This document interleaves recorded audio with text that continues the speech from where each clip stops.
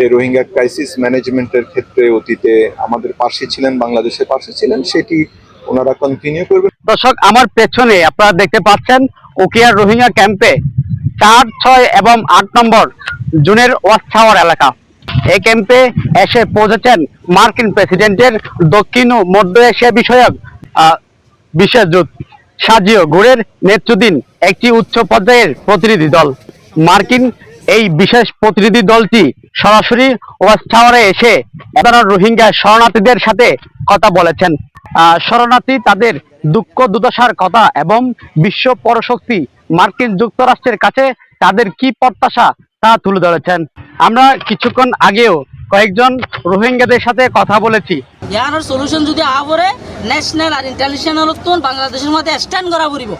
আর Bangladesh government international আর national একটা রকলতুন মামালা ইয়ার সলিউশন যদি তো আবরে must be consulted with the Rohingya representative United Council of Rohingya. United Council of Rohingya is only representative body that was come through the election in the camp. So we request into every relevant actors consult with us to find the solution. If anyone did not consult with us, never will come the solution. America ye foile shuru made Rohingya komare Myanmar senabani Myanmar security force genocide ke jo foile shuru made recognition diye diye node America. তো তারা recognition দিয়ে কি ফুরাই গিয়ে নাকি? Recognition দিয়ে মানুষ in জিনোসাইডের victim বনে মানুষ ইনরে কিভাবে প্রোটেক্ট করা যাবে? এই সিস্টেম তো তারা তো ল বানাই ওরা আর প্রোটেকশন দন তারা রেসপন্সিবিলিটি 9 বছর গিয়ে ন ঘরে কা কোশ্চেন আজি আর এটা লেথা আর আইব দুনিয়া এই রাশন দিব হাইম আর তাকে মেনতন আর তো কোন দেশ আছে আর এটা তাই বেলা না চাই আর দেশের মাঝে আর যাইবইলা চাই হতে জিনিস ইয়ান এক্সপোজ করি বেলা আর আসছি ইয়ান বানা বাংলাদেশের মশলা ন ইয়ান বানা বাংলাদেশ একজন সাথে তো মশলা ইয়ান হল করে নেবারিব বাংলাদেশের মতি ন্যাশনাল আর ইন্টারন্যাশনাল একটা করতুন তিয়া বরিব আর ইহন হলে আর ইহন বর্মাত যাই বললে আর জিয়ান একখান হক আছে আজিয়া ওনারা বাংলাদেশত আছে ওনারা যেভাবে চলিবারের অকশা দিনভাবে ওনারা লেখা পড়া হাওয়া দোয়া থাকা মানে যেভাবে তোমার ফ্রিডম করে চলিবারের আর লেখান রাইট আছে আর রাইট টান লই না আর বর্মাত যাই বললা সাইড দে আর দেশত মাঝে সেফটি সিকিউরিটি লই পাঠা দিব বলে আর আশা করি তো আর নসাই কেমন মাঝে জিন্দগি আর এটা কান্দা ভাঙি আর মানুষ মরে যার গই তাহলে ঘর ভাঙি মানুষ মরে যার গই বাতাসে উড়াই ওরে জ্বরে বেশি রোদ ঘুরবে এর মা অশান্তি জিন্দগি আর কেমন ভাবে তাহলে আর চেষ্টা করি দে আর তুমি বেশি আজু লাগে দে আর তুমি আর দেশে মাঝে যাই বললা আর তুমি রোহিঙ্গা বনি আর বাংলাদেশের তেল ফালাসানি মাঝে তাই তো মানা হয় যে নাকি ওনারা এখন ঘরে যে আর সাথে গুণ যেতে পারবেন কিন্তু আর রোহিঙ্গা জাতি তুন তেল ফালার বাসার মাঝে যায় রে কত কষ্ট মাঝে রোদ রাইলা রোদের মাঝে জ্বর বানে বিজিবি তার খান্দা ভাঙে চিন্তা আনলে রে বাংলাদেশের জমিনের মাঝে এই ক্যাম্পাস সংরক্ষণ গিয়ে মার টাকা করে আর দাবি দে আর দাবি দে আর দেশের মাঝে আর যাইতে চাই নিজের হক লই রে নিজের দেশের হক লই রে যাইতে চাই আজিয়া এই অশান্তি ফাইদে শরীফ নিজের দেশ না দিয়ান দাল্লা বলি